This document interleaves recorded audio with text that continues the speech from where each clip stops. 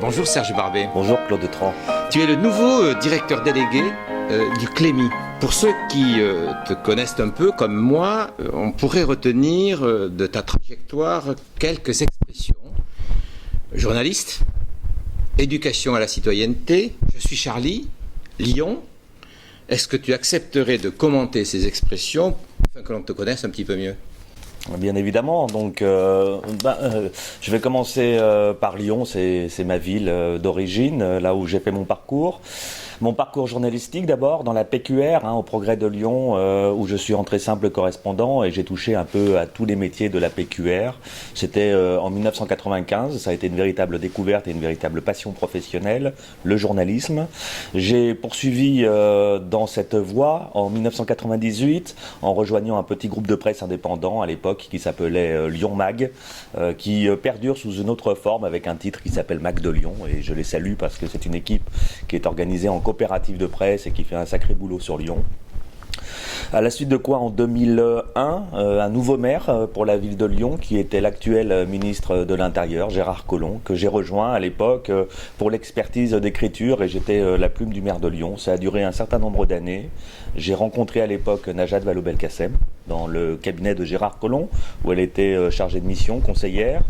Et par la suite, en 2014, nos trajectoires avec l'ancienne ministre de l'Éducation nationale se sont rejoints, encore une fois, et j'ai été à ses côtés, à partir de mai 2014, le conseiller presse dans le ministère des droits des femmes de la ville, de la jeunesse et des sports, et ensuite à l'Éducation nationale pendant près de 3 années. Et effectivement, j'ai assuré une partie la relation presse, et ensuite j'ai été conseiller chargé de l'éducation à la citoyenneté. Et dans la dernière ligne droite, j'ai traité un certain nombre de sujets ayant trait à l'éducation aux médias et à l'information. Donc l'éducation aux médias et à l'information, ça ne pouvait pas ne pas mener au Clémy. Exactement, nous avons beaucoup travaillé pendant ces 2 années et demie dans un contexte très particulier marqué par les attentats de janvier 2015.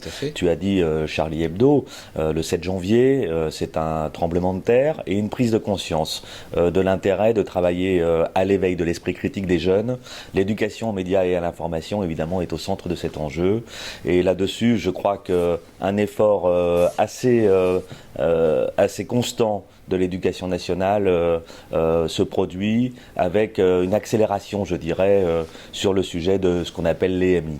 D'accord. Alors, on resitue bien sûr le Clémy dans le cadre plus global de Canopé. Un mot peut-être là-dessus pour qu'on soit plus précis, je dirais. Alors, le Clémy, le Centre pour l'éducation aux médias et à l'information, qui est un service de Réseau Canopé, anciennement CNDP, qui est un opérateur du ministère de l'Éducation nationale, qui travaille sur l'accompagnement, la création des ressources pédagogiques et la formation des enseignants. Il a un volet fort sur l'éducation à la citoyenneté et évidemment avec son service, le Clémy, pour l'éducation aux médias et à l'information. Et une très grande proximité avec les lycéens, avec les écoliers, avec les collégiens. Oui, de la maternelle à la terminale, je dirais, parce qu'aujourd'hui, du premier et du second degré, il y a des pratiques pédagogiques à l'œuvre dans le domaine de l'éducation aux médias et à l'information. Ça évolue en même temps que, effectivement, les pratiques évoluent. Le Clémy a édité il n'y a pas très longtemps, j'en profite pour le rappeler, un guide de la famille tout écran. On voit bien, effectivement, les segments d'âge et générationnels. L'EMI, les écrans concernent chaque tranche d'âge aujourd'hui et les problématiques d'usage de ces écrans, de ces contenus, se retrouvent dans chaque famille à tous les niveaux. Je suppose que tu as une feuille de route. Le Clémy a une feuille de route. Alors cette feuille de route s'inscrit dans un travail de refondation qui a d'abord été initié par l'opérateur auquel il appartient, le réseau Canopé. Cette feuille de route, elle est tracée, elle est stabilisée aujourd'hui. On a des objectifs précis. Il y a beaucoup de pain sur la planche, beaucoup de travail parce que l'EMI est en développement exponentiel. Et donc il y a effectivement les missions de formation des enseignants, de production de ressources, d'animation, d'organisation des actions éducatives phares comme la semaine de la presse et des médias dans l'école, chaque mois de mars, qui est une des plus grandes actions éducatives de l'école, avec une augmentation. Et puis aujourd'hui, on a un concours, on va remettre des prix tout à l'heure de Mediatix sur la création des médias scolaires, et c'est quelque chose d'extrêmement important pour stimuler la pratique. Vous allez remettre les prix avec les journalistes, avec l'ensemble de tous les partenaires qui ont participé à ce concours, à l'organisation de ce concours. Quelques mots sur Mediatix. Qu'est-ce que ça a donné cette année ? Alors, on a un concours médiatique en pleine progression, avec chaque année, effectivement, de nouveaux médias scolaires participant à ce concours. Sous des formes différentes, d'ailleurs, très variées. Exactement. Les médias scolaires sous la forme papier, sous la forme des journaux scolaires, mais aussi dans l'ère du numérique, parce que de plus en plus, il y a un essor des médias numériques. Et cette année, on a remarqué que plus que les blogs, ce sont les web radios, notamment, qui progressent beaucoup.